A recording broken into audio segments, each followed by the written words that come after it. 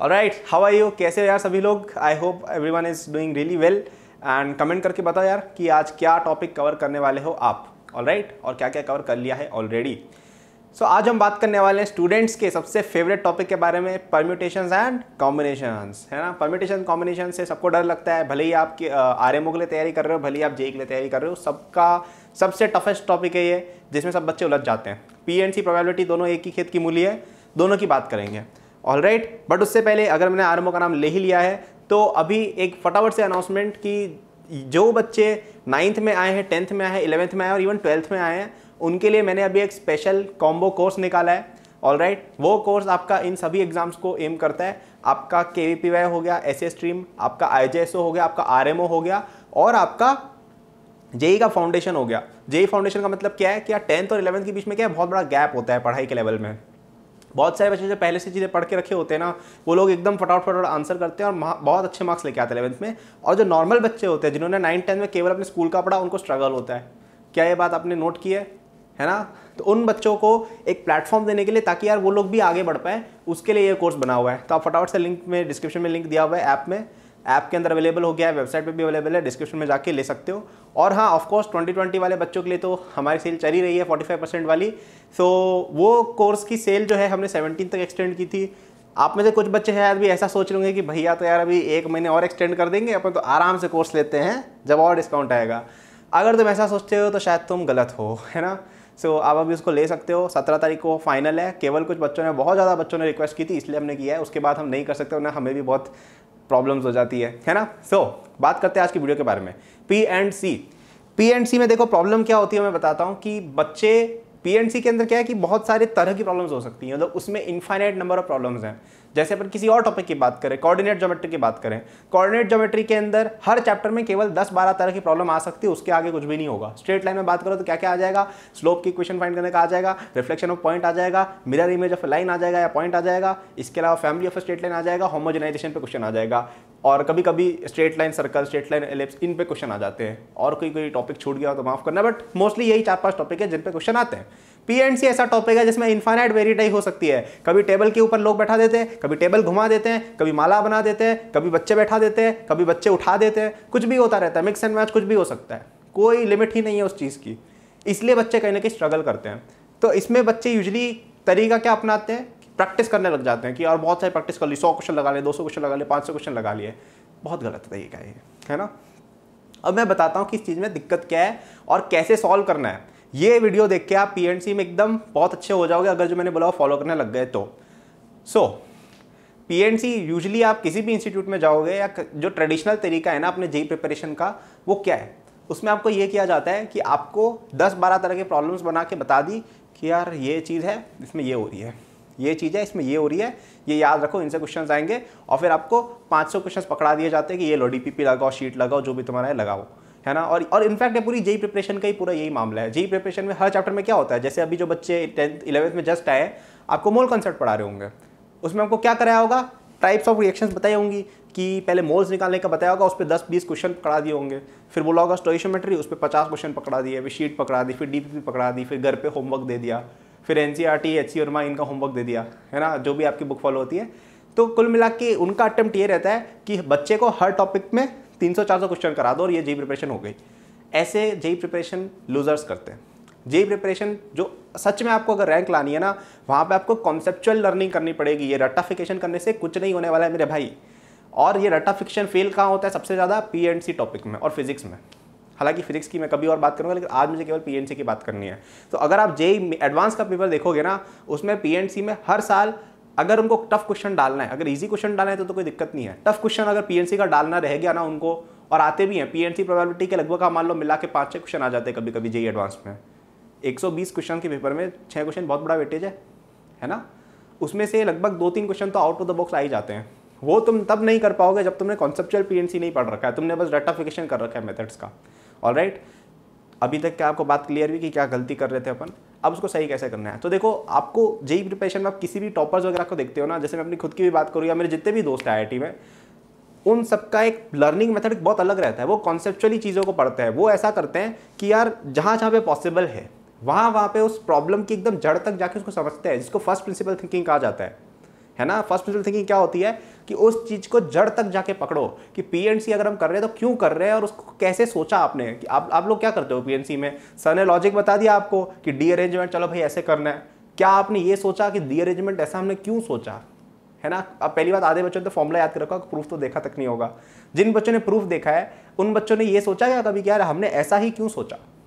ये आप में से बहुत लोग नहीं करते होंगे, और यही प्रोसेस है जो at the core of mathematics या at the core of conceptual learning है। और ये जिस दिन तक आप, जब तक आप नहीं सीखोगे ना, तब तक आप जेई में अल्टीमेट लेवल रैंक्स नहीं ला पाओगे। अल्टीमेट लेवल रैंक्स क्या होती है, रैंक 1, रैंक 10, रैंक 100, ये अल्टीमेट लेवल रैंक्स होती है जो बढ़िया रैंक्स।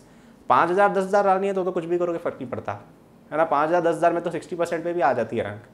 अगर आपको 80% लाना है, 70% लाना है, तो आपको ये सब करना पड़ेगा। अब आप में से कुछ बच्चे ऐसा सोचेंगे, भैया मेरे तो मेंस के अंदर ही 10-20 नंबर आ रहे हैं, तो मैं कैसे ये सब सोचूं। तो ऐसा एटीट्यूड रखोगे तो कभी भी नहीं आएंगे। हर बच्चा जो बहुत अच्छा होता है कभी न कभी एवरेज था। हर साल ऐसे बच्चे होते हैं जो 11th में एंटर होते समय बहुत ही एवरेज बच्चे होते हैं, जेई के अंदर टॉप 10 में रैंक लेके आते हैं एडवांस में, केवल pure concepts, pure hard work, pure consistency के बेसिस पे, है ना। तो चलो ये मोटिवेशन वाली बात बाद में कभी आएंगे। मुझे ये बताना था कि पीएनसी पढ़ने का तरीका सही कैसे करें। तो मेरा ये मानना है यार कि आपको पीएनसी के अंदर जब भी आपको कोई चीज़ मिले, कोई भी चीज़ आपको दिखे कि यार ये चीज़ हमने आज पढ़ी, जैसे आज हमने मल्टीप्लिकेशन एंड एडिशन वाली चीज़ पढ़ी है, तो उसको आप एकदम डीप में जाके समझने की कोशिश करो, प्योर मैथमेटिक्स यूज़ करो कि हमने वो चीज़ की क्यों है ना। फॉर एग्जाम्पल मल्टीप्लिकेशन रूल है, उसमें क्या बोला जाता है कि अगर आप सिक्वेंशियली 2 एक्टिविटीज़ करने वाले हो, उनके अंदर n और m वेज है, तो इन दोनों को मल्टीप्लाई कर दो, आंसर आ जाता है।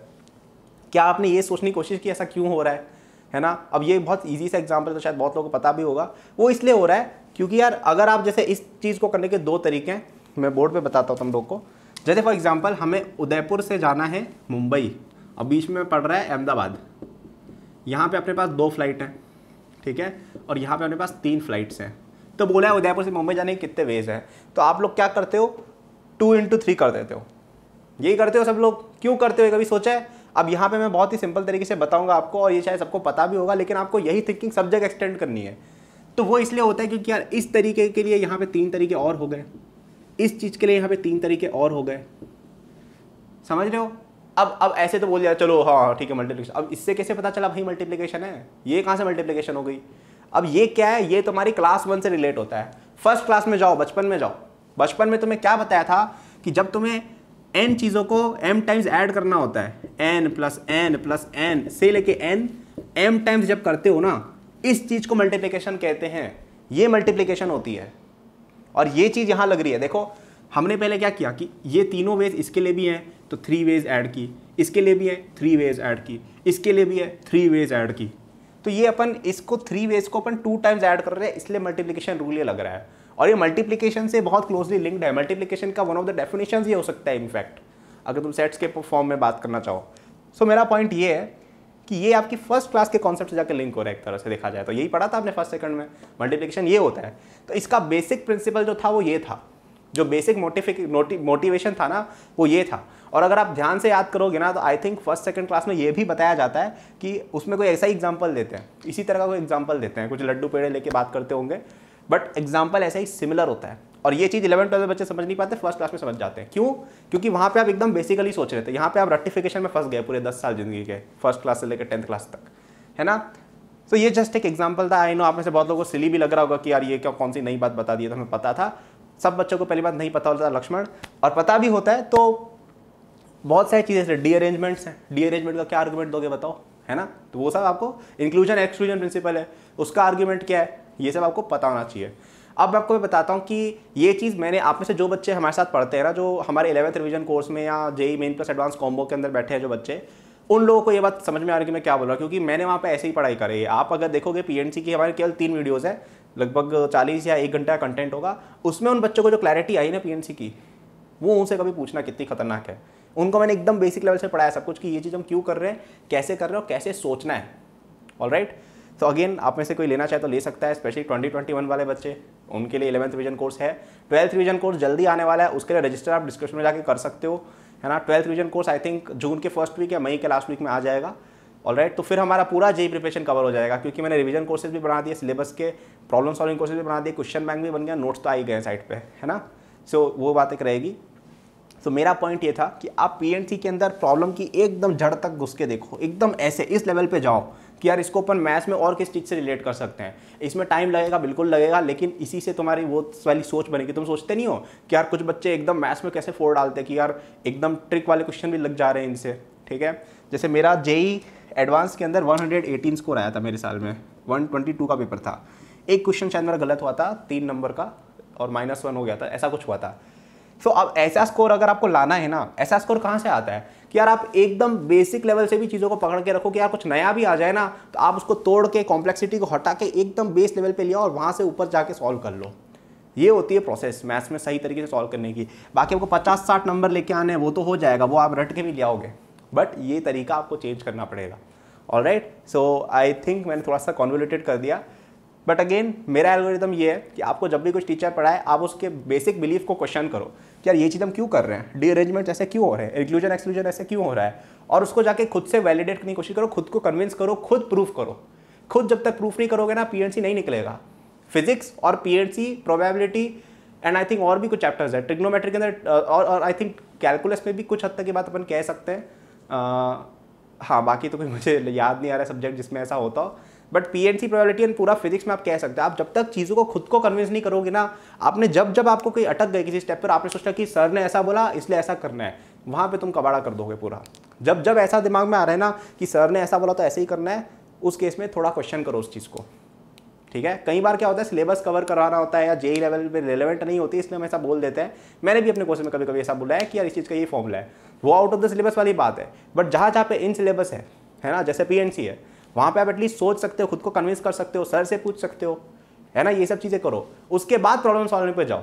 जब सब चीज़ें क्लियर हो जाए उसके बाद प्रॉब्लम सॉल्विंग पे जाइए और तब जाके आप लगाइए क्वेश्चंस, वो भी स्पेसिफिक एकदम।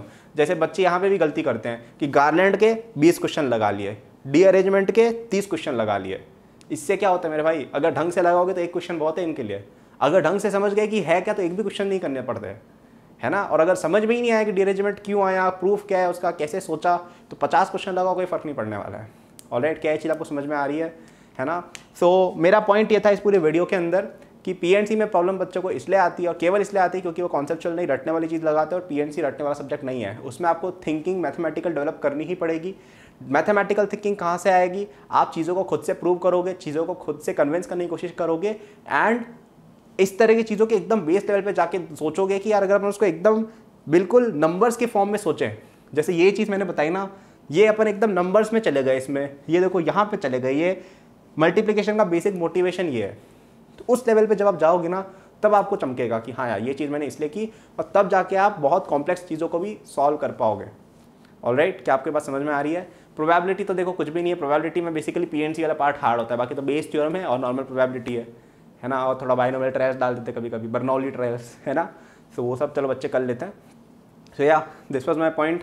आई थिंक आप में से कुछ बच्चों को शायद वीडियो काफ़ी ऐसा लगा होगा शेकी टाइप्स, बट वही मेरा पॉइंट था कि ये सब जो चीज़ें होती है ना, इनमें आपको बहुत सारी चीज़ें दिमाग में घुसानी पड़ती है। मतलब मुझे आपके दिमाग में बहुत सारी चीज़ें घुसानी, क्योंकि आपके बिलीव्स कुछ इस तरह के बने हुए हैं कि यार 50 क्वेश्चन लगाएंगे, 100 क्वेश्चन लगाएंगे, 500 क्वेश्चन लगाएंगे, पीएनसी हो जाना चाहिए, लेकिन उससे होता नहीं है ना। सो आई होप आपको थोड़ी क्लैरिटी आई होगी। डिस्क्रिप्शन में देख लेना यार, काफ़ी सारी चीज़ें हैं, नोट्स आ गए साइड पे, पीएनसी के भी नोट्स आने वाले जल्दी, मैथ्स वगैरह के, है ना। इसके अलावा केपीवाई कोर्स आ गया, आरएमओ कोर्स आ गया, जेएसओ कोर्स आ गया, जेई फाउंडेशन कोर्स आ गया है, 12th वाले कोर्सेज पे अभी 45% ऑफ चल रहा है, इवन केपीवाई कोर्स पे भी स्टार्टिंग में हमने कुछ ऑफ लगाया है, और इनफैक्ट अभी हम 12th विजन कोर्स पे भी काम कर रहे हैं। ऑलराइट, तो आप में से जो बच्चे मेरे साथ पढ़ते हैं ना, उनको हम इस तरह की एकदम बेसिक चीज़ें भी बताते हैं। फिजिक्स और मैथ्स में तो बहुत जम के बताते हैं एकदम। So thanks lot for watching this video. पसंद आई है तो लाइक करना मत भूलना, and don't forget to press the notification bell button for an update. Thank you.